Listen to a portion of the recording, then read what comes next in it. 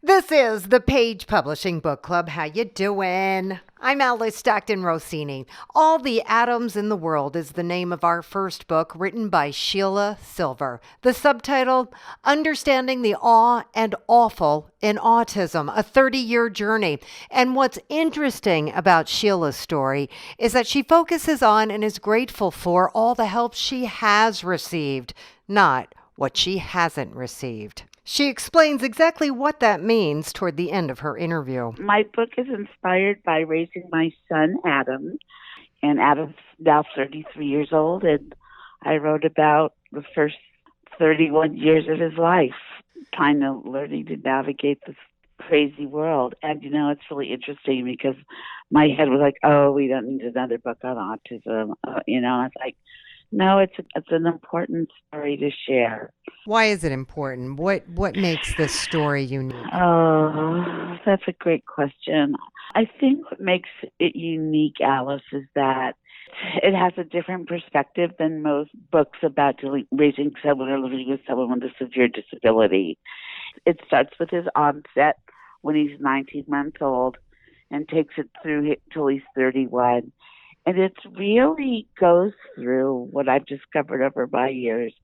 It's how, when you have a child with special needs, it's like dealing with a death, and you go through all the cycles that Anne Kubler-Ross talks about: denial, anger, bargaining, depression, and acceptance.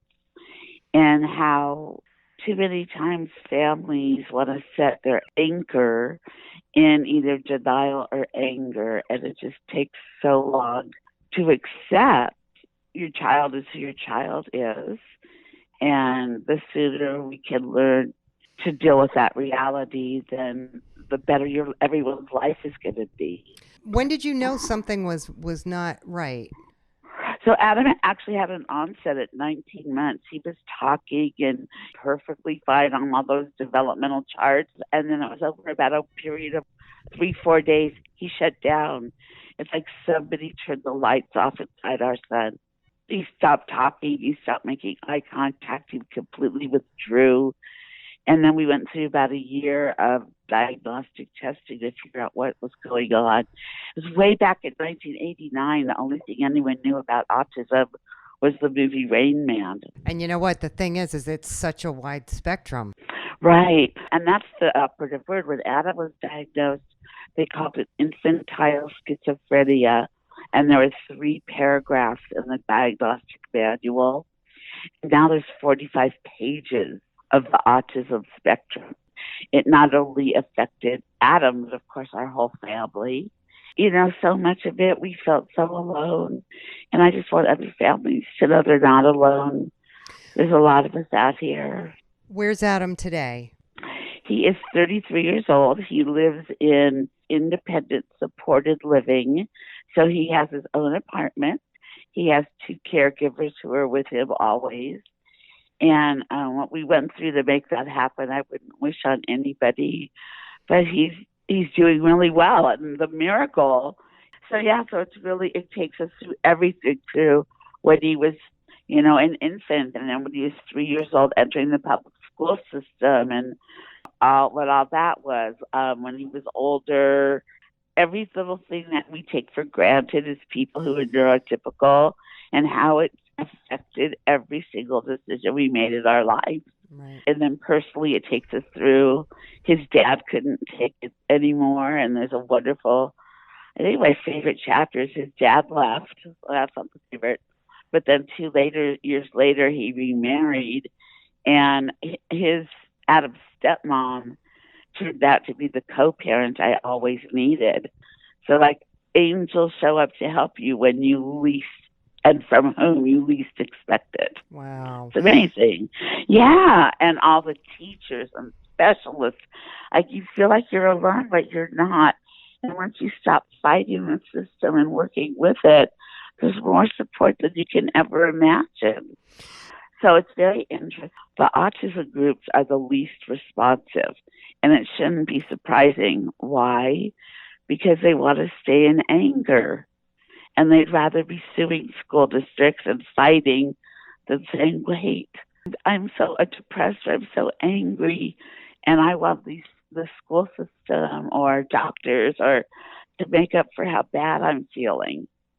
And people don't want to hear it because we're all still looking for a miracle. Well, you just hit the nail on the head then. I mean, what your book is saying is that it can be done if you're willing to work with the resources that we have. Yeah, and stop fighting them. No teacher ever wakes up to say, "Ooh, I wonder how I'm going to mess up this family or this child's life." No, people get into the bargaining and they bring in their lawyers and then they sue the school districts and they forget that, so my message is unpopular in the special needs community. Once you let go of your anger, then you realize there's so many people to help. There are so many resources. Well, that's one perspective we don't hear very often, Sheila, and thank you for sharing.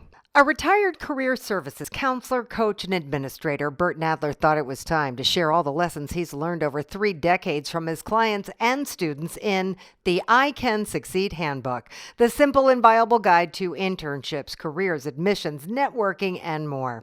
Okay, so what's the most important concept you want to share here? I think what stood out is what I call the 10 steps to job search success, and it really is the foundational one page that turned into the multiple pages of the book. And each of the 10 steps turned into the 10 chapters of the book.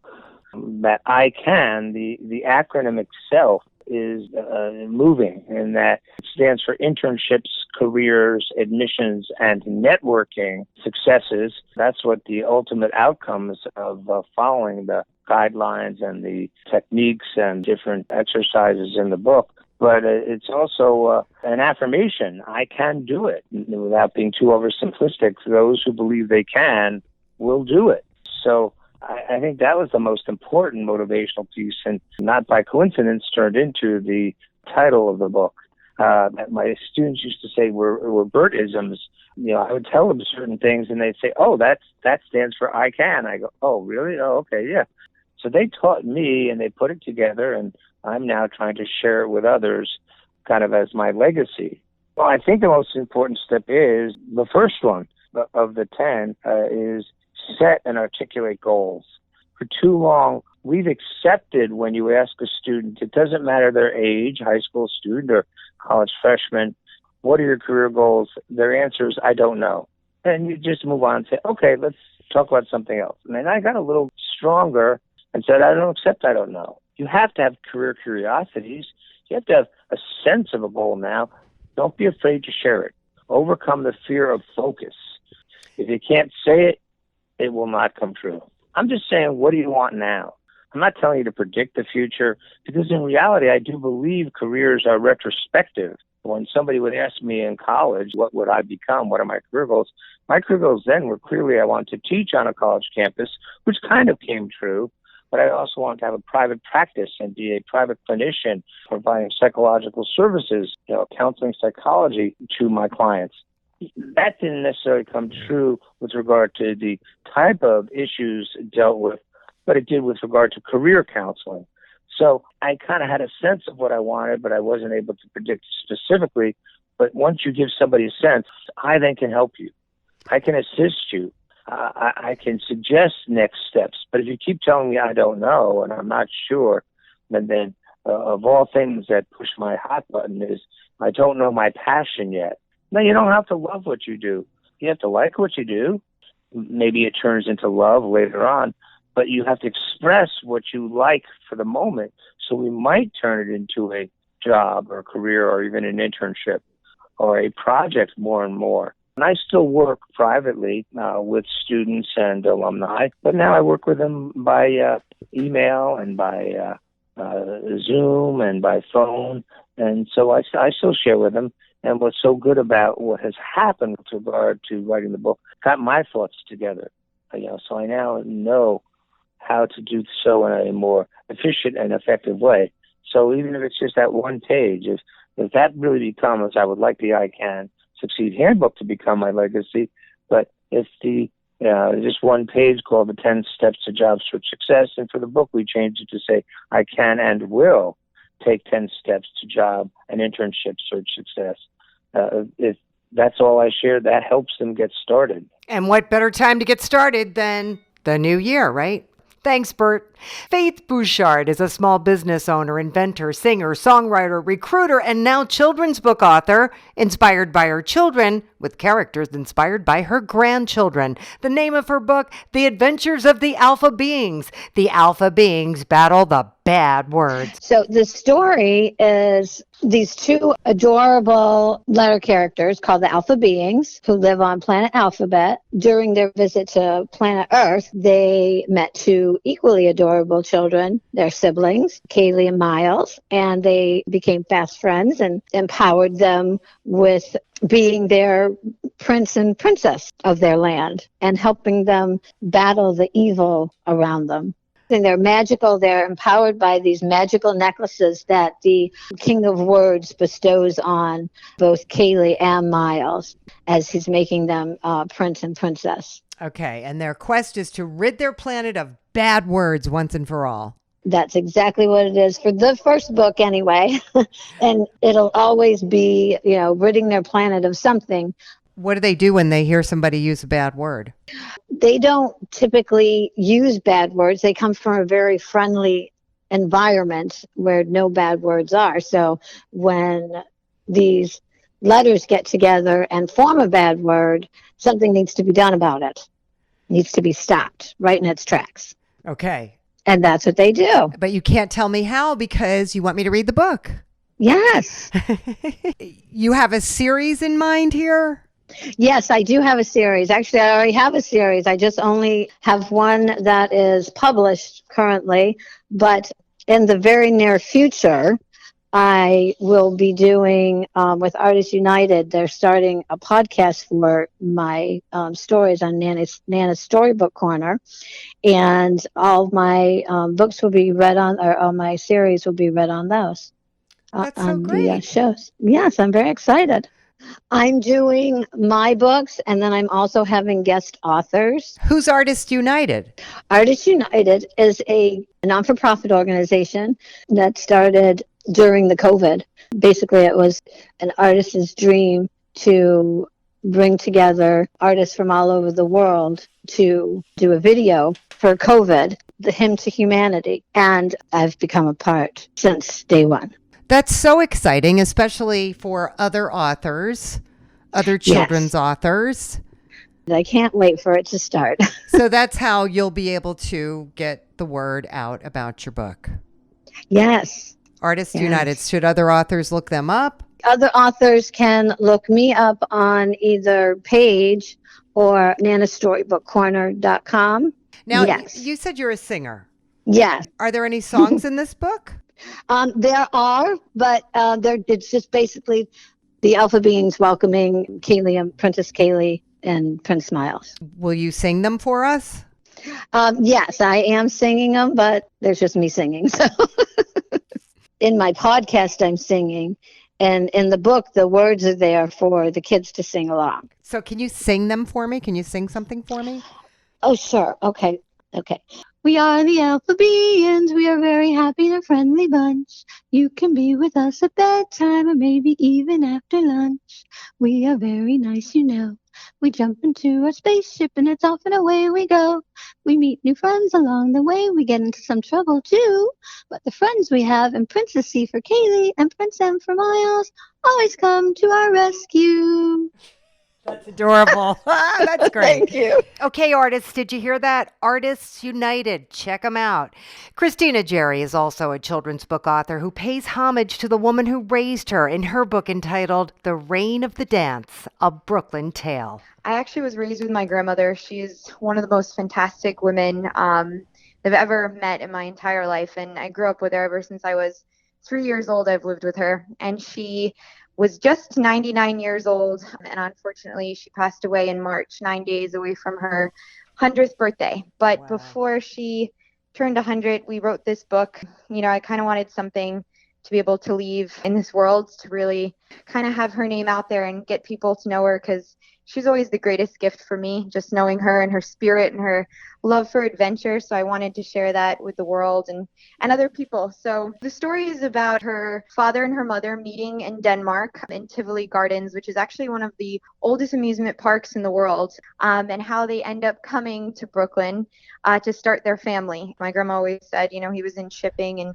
he always liked, the adventure of things. And they always say, when you're Danish, you have kind of that drive to travel and that idea that you want to go places, kind of that Viking mentality. And so he came to America and, started with his family there and had a beautiful life in Brooklyn and went on a bunch of adventures. The children's book is about one small adventure that she went on with her 8 siblings. 2 of them were identical twins, and it was a boy-girl sibling. And so she goes to the amusement park for the very first time. Her parents actually have gone, they go to New York City, and she sneaks out of the house with her 2 siblings. And she tries to go to the city, but instead they accidentally end up in Coney Island.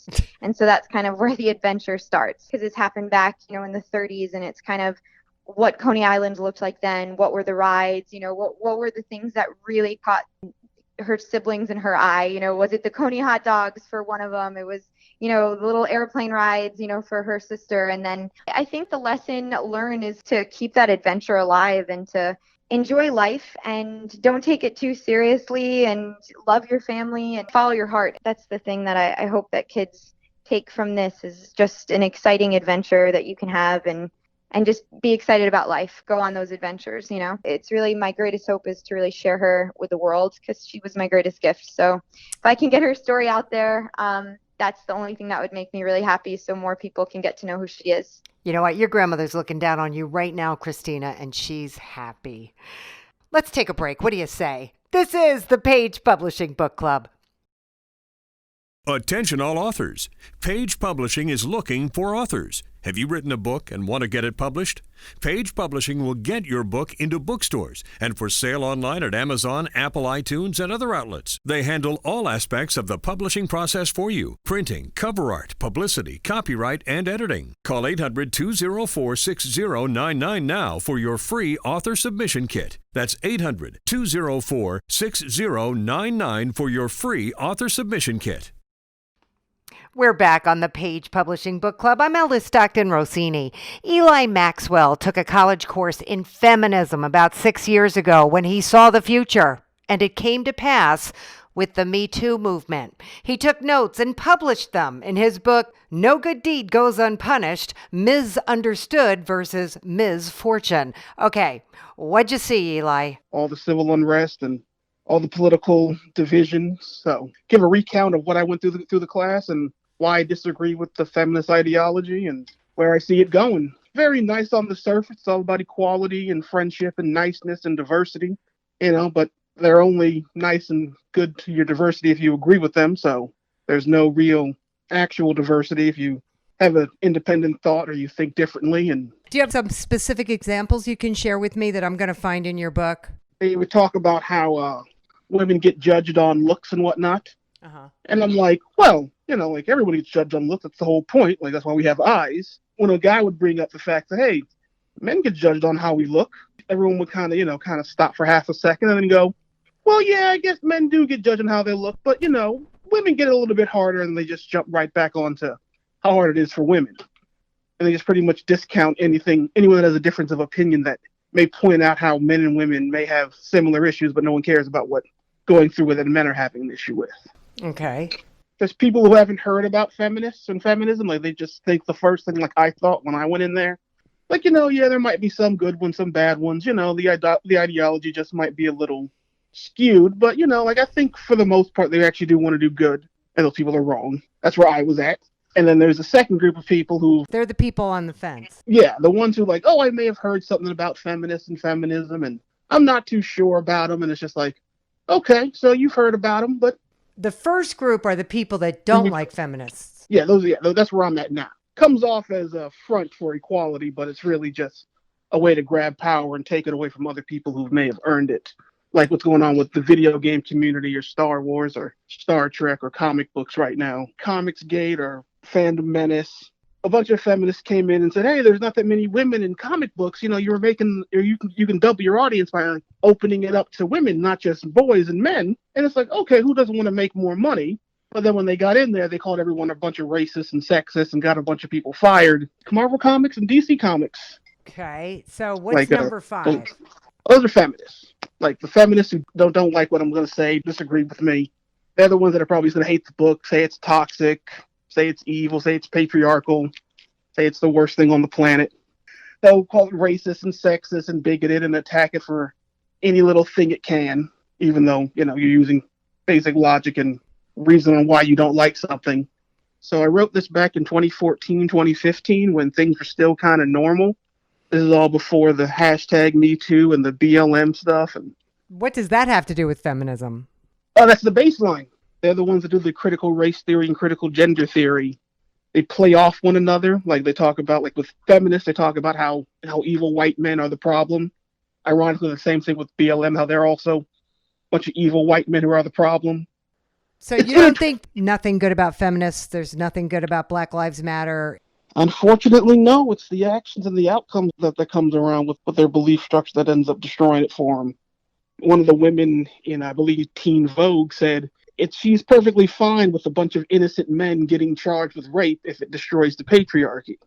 That's a price she's willing to pay. And I'm like, well, you literally can't pay that price, love, because you're not a man and you're not going to get your life destroyed by these innocent men who are being destroyed by false rape accusations. All right, some interesting thoughts there, Eli. Thank you. Jeremy Williams learned about Black pioneers he never heard of before in an African-American humanities class in college. That got him thinking and writing. His book is entitled Running Backwards. At first, I was a little discouraged because I knew it would probably be long, but then I ended up writing a story, and it just took off from there. The story is about a Black high school student who ends up inventing a time travel device. His name is Julian. He goes back in time so he can see his deceased father alive again. But the story takes a turn when his younger brother, who's bigger than he is, talks him into traveling farther into the past for fun and exploration.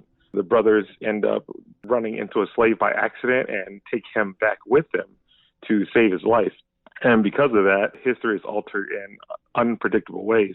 The brother realizes that there is a mantle hanging over them of responsibility, and so they decide to right many wrongs, one in particular, that could forever change America as we know it. So you have to create a pretty good time travel machine to make it believable. Correct. So when I started coming up with the idea for the time travel device, I ended up doing research on actual real time travel theory. And I ended up putting a lot of those real components into this science fiction machine because I think that sometimes real science is more interesting than science fiction. Did you meet any of the African-American people that you learned about in school? I actually did, yes. One of the biggest inspirations was Anthony and Richard Johnson, the men who actually lost their land back in the 1700s to a white neighbor because they were Black. So how are you sharing your book? Through Facebook writing groups that I've been a part of, and I'm also sharing them on my Instagram page. And how's that working out for you? Actually, very well. I've actually been able to post a lot on my stories, and I have a lot of friends and even some strangers. I even have some overseas people asking about the story, and when the online version was available, the digital version, I actually had some people over in England get the book, so that was very cool. That is very cool. So you're able to engage and you're able to get people interested in your book in spite of a pandemic. Yes. Good for you. How many books are in the series? Tentatively, there are 7 books. Well, you're on your way. Thank you so much. Thank you for taking the time to talk to me. Absolutely. Thank you so much. I appreciate your time. Dorothea Johnson started her book years ago, then a devastating turn of events provided the opportunity for her to finish her book entitled Nobody Meets Jesus. A Bible story I wrote about 10, 15 years ago, I had called it Nobody Meets Dr. Jesus. And then when my family became homeless, and we was out for about 2013, I was staying in a motel, and right in the motel, I just started adding on to the story, and next thing I know, it turned into 288 pages over 7 years. And I changed the name from Mr. Nobody meets Dr. Jesus and nobody meets Jesus. It's about things that go on in this world that can happen to anybody. And sometimes, like we feel down and out about stuff. Anybody, doesn't matter where they came from or who they are. They can feel like they're just nobody. Nobody care about them. And they can use any excuse not to try to do better with their life. So with this book, I want to show everybody that doesn't matter who you are or where you come from, you are somebody. And you can be anything you want to be if you put your mind to it. Just don't give up. You don't quit. Don't give up on yourself. Don't give up on your family. Don't give up on each other. We have to keep on building each other up and strengthening each other. And I think that's what God wants us to do. And with my book and everything, it also, I want people in this world to see, especially in Congress right now, with all this $1 million people and everything about to be put out in the streets and everything. And I'm thinking if they read this book, that being homeless is not something to make you feel like you're nobody. Being homeless, your family going without, your family not being stable, that is not comfortable. And I just want everybody in this world, it doesn't matter who they are, to know and see that homelessness and the things that each one of us go through, we all should be concerned about it. Not just one person, but this is everybody's problem. We're in this thing together. And we don't do something about it, nobody's going to do something about it. And sometimes it takes one person to make a difference. And this biggest and beautiful this nation is and everything, I figure that with all this love and everything, God and everything that we have in this world, that we have in this life, that we can start giving back. And with me, I figure by giving back, that means I can tell people, encouraging people, and telling folks, don't give up, don't quit, don't stop, keep on fighting. No matter what's going on around you, God is still in control. God is still on the throne, and don't let go. Just hang on until the answer comes.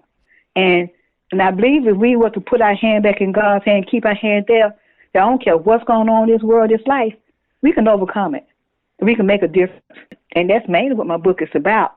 Don't give up. Hang on to God. Trust God. If you lost something, get it back. Take back your power.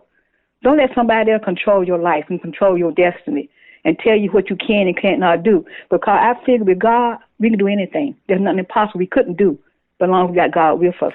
You speak the truth, Dorothea. I just hope people start listening. And that's a wrap for this edition of the Page Publishing Book Club. Thanks to our authors for inspiring us, as they always do. Thank you for stopping by. And tell your friends and family. Download the podcast at 710WOR.com. I'm Alice Stockton Rossini. I'll catch you next time.